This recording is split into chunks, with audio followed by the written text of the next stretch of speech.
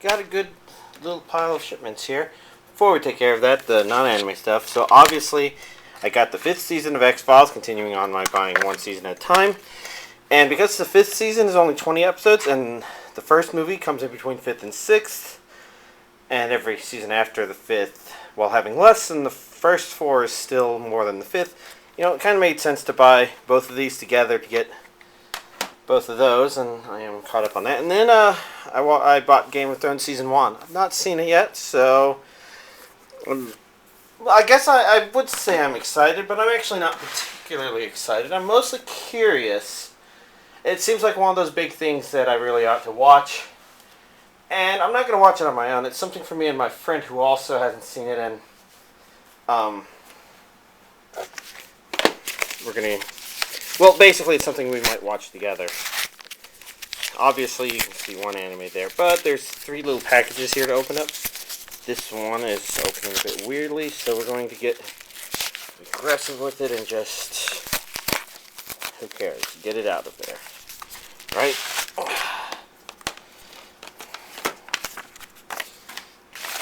Next up is...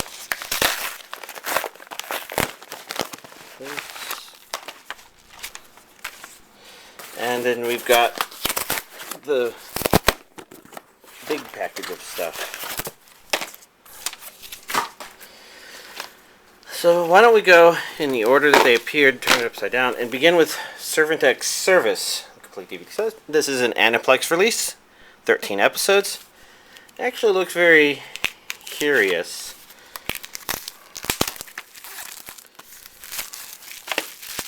And as you can see, I also haven't opened it up yet. Oh. It's also completely different underneath the slipcase. That's actually nice. I'm going to move that aside so that I can take these out. We can look at the 3 discs.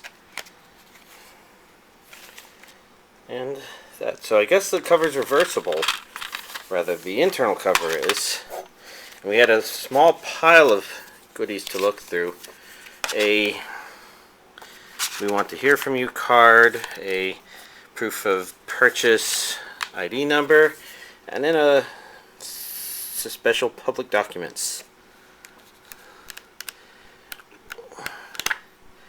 which looks actually pretty readable. Something I might thumb through whenever I watch this anime. Hopefully I remember to.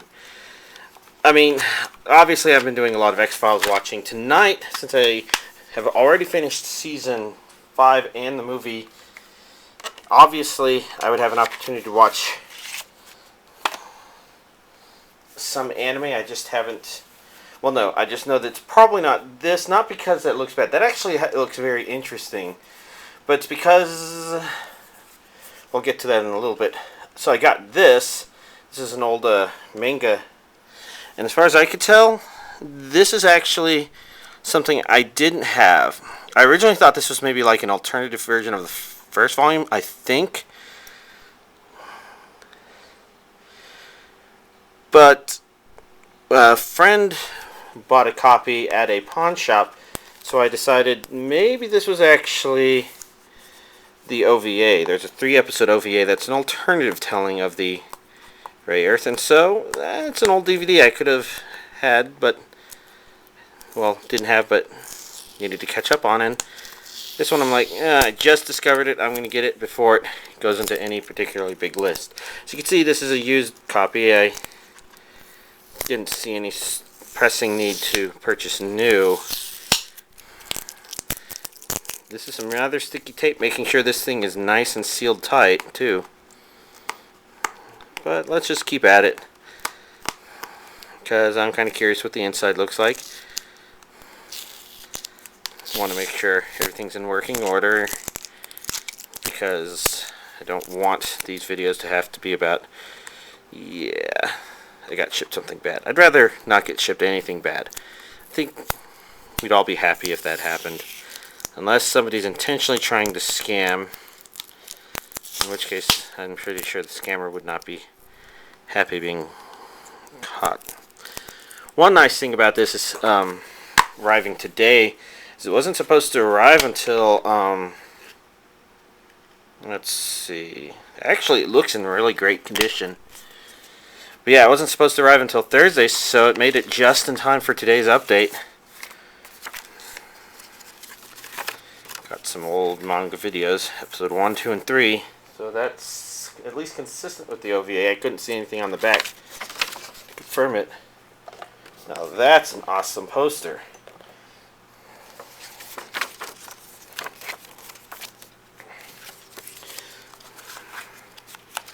And this is probably a pretty old release too, because it's manga entertainment. I'm trying to see, there's a 2003 on the back here, and since that's probably when this anime, since that's probably well after this anime was made, that could be around when this DVD was released, maybe not made. So we got Bleach DVD set 21. I do believe this is the correct one. This is well before its release date, but the reason it's here now makes a lot of sense.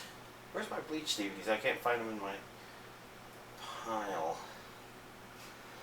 Well, the reason this has arrived here today at this time is because when I pre-ordered all of June's DVDs, the Viz DVDs they had listings, but Amazon wasn't quite sure when they were going to be released, or if they would even have copies in the first place. It was just completely unavailable data, and so I decided to play it safe, and I purchased these from Right Stuff. Right Stuff, of course, tends to be more flexible with the rules of when to ship, so this arrived.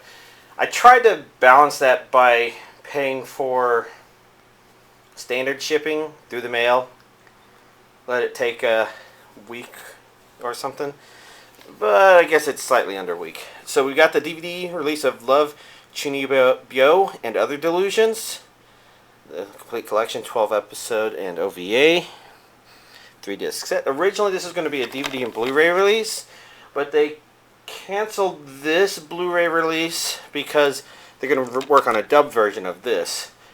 So obviously, in the not too far future, I'm going to be rebuying this series on both DVD and Blu-ray because I'm thorough like that. I want all the DVD versions. And so, well, I guess there's no question of why I got this. Because A, maybe those releases never happened. Maybe a meteor hits Sentai's factory and they never get to release any more anime DVDs ever again, and this is all that ever comes out. Then, of course, I would really want this.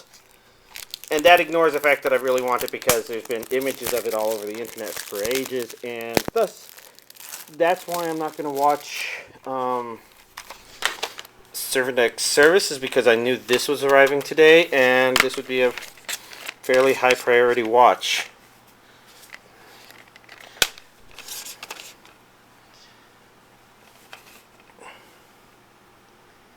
And I don't know much about these characters or this anime, but that is tonight's priority. Next up we got Aquarion Evol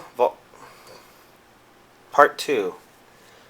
Now, I guess before I go and open that, I'm going to see over here if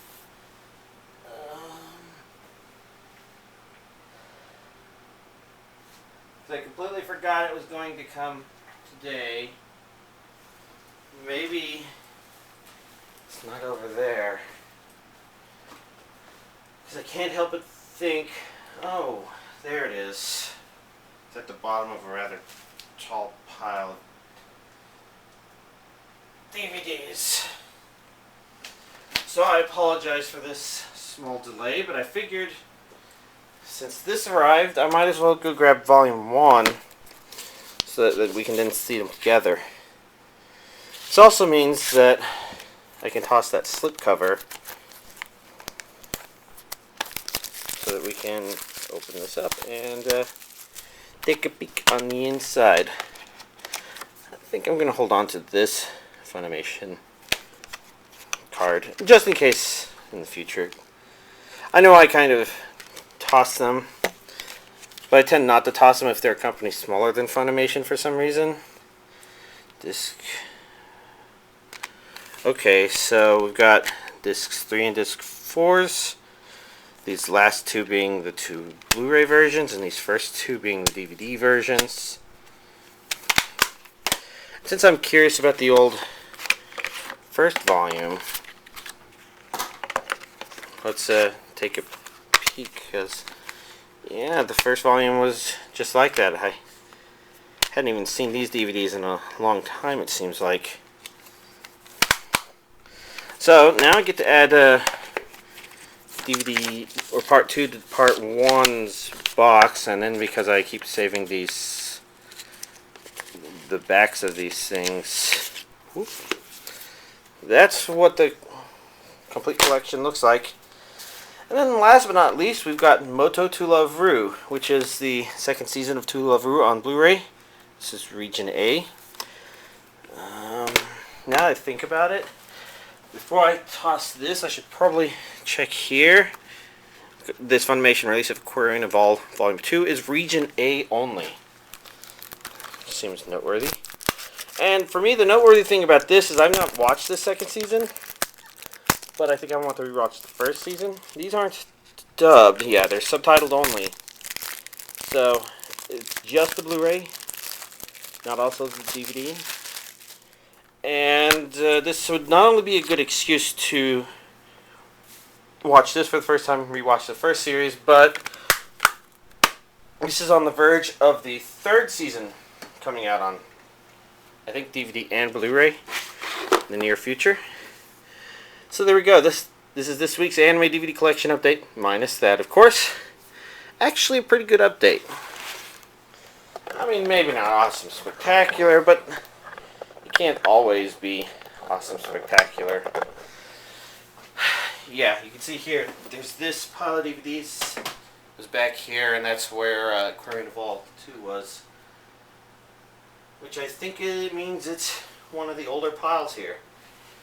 And this is just a pile of stuff that I haven't ripped onto my anime streaming, well, my anime DVD server yet. And obviously, if it's not ripped on the anime DVD server, I can't have the data to my personal streaming server and blah, blah, blah, blah, blah. So it also means most of this stuff is unwatched. But half the collection seems unwatched lately, so that's an aside. So, what did I do? Okay, so I did watch X-Files Season 5 and the first movie, but because it was Memorial Day weekend, that meant I did have a lot more time to myself, and I was pretty on top of watching things, so I was actually over with X-Files by Sunday evening, even though I had a busy day Sunday, which meant I had Monday all to myself, and while I could have watched a whole lot of stuff, I kind of felt like a zombie the whole day. I mostly played Monster Hunter. You know, that's kind of been the story. It's either been X-Files or Monster Hunter. That's just the way things have been lately. But I did finally watch Nekomonogatari Black, and it was entertaining. I'm not sure if that would be my favorite, or if that it would even be a candidate for my favorite Monogatari stuff. I'm not even quite sure what my favorite would be.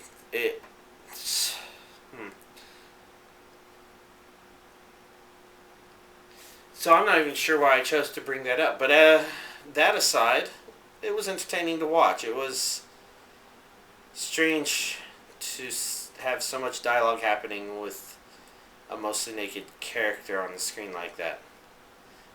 So I felt like this one was kind of at an interesting place where I wonder if I really want to explain that. With that said, this is the lead up to Monogatari Season 2, which begins with what will be the soon to be released Nekomonogatari White. Soon could mean this month, next month, I don't remember the exact dates. I just wanted to make sure I was prepared. But that was watched. So, that aside, yeah, I guess X-Files has been fun to continue watching. Some of the episodes this time made me not sure if I was going to be able to keep up the energy rewatching it, but I think I'm raring to go. Oh, so when Season 6 arrives tomorrow or the day after, I'll be ready for that. So then that pretty much means that the only other thing worth mentioning is I did watch the new X-Men movie. I think last week I mentioned I watched the new Godzilla movie, and the new Godzilla movie, I'd call it good but not great. It's got some good atmosphere to it, but it's got some things about it that are confusing. Not necessarily in terms of what happened, but confusing in terms of I'm not really sure what I think about this. I think a lot of people are picking up on stuff like that and just not liking it, but I thought it was a good couple of big strides closer to having a good Godzilla movie made from U.S. movie theaters. So, if you give it about 45 more years, we'll probably get about right then. Or if they maybe paid more attention to Cloverfield, because I got the impression that one kind of hits things just right, but I haven't seen it myself. It just sounded interesting to read about it. But yeah, Godzilla aside, X-Men Days of Future Past, I thought it was pretty good. I'm not 100% sure I'm convinced by the ending of it, but ultimately, watching it, I kind of felt like it was a good contender for Best X-Men Movie next to X-Men 2, which was good. Now, I got a couple of reasons I can think of to say that, but I don't think I really want to go in depth like that, simply because it's still a pretty new movie, and there's some surprises that I might accidentally reveal that you should watch.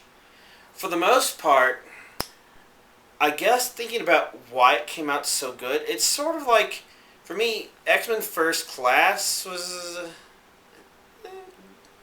good to great. I mean, it was definitely better than Godzilla, and I would say the same about the first X-Men movie. You know, they got good, interesting ideas, good, interesting characters and whatnot, but something about the first X-Men movie and X-Men First Class both strike me as a let's just get a bunch of people with mutant powers in the room, and hey, they're just teenagers or college students who are kind of partying, but they also have mutant powers, sort of thing. And there's an element of that's kind of how they want to develop the characters, but I don't know how much that works out.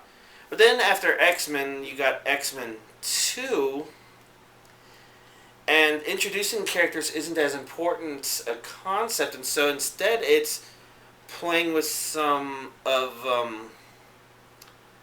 it's got to play on the story instead, or something like that. And I feel like maybe X-Men Days of Future Past kind of had a similar idea to it, where it's not an expansion of the old three X-Men movies, but rather of X-Men First Class, which is not surprising. I mean, you could tell from the trailers that it looked like it was going to be a kind of meshing of the two, and unsurprisingly, it is, in a way. But it's definitely after X-Men First Class, and at the point where it's like, okay, we're going to go into characters or something in a way where it's less awkward first meeting-ish sort of thing and more serious business. Of course I say that, but you know, Magneto's goal in the first X-Men movie was, it's pretty interesting to think about and talk about, and I didn't think that Sebastian Shaw's was necessarily as exciting, but he was still a very interesting character to watch. Not sure how much more I want to talk about that without spoiling it. And here I am talking about the X-Men movies instead of anime, which clearly I haven't been watching enough of. Oh well, since I am going to start Chunibyo,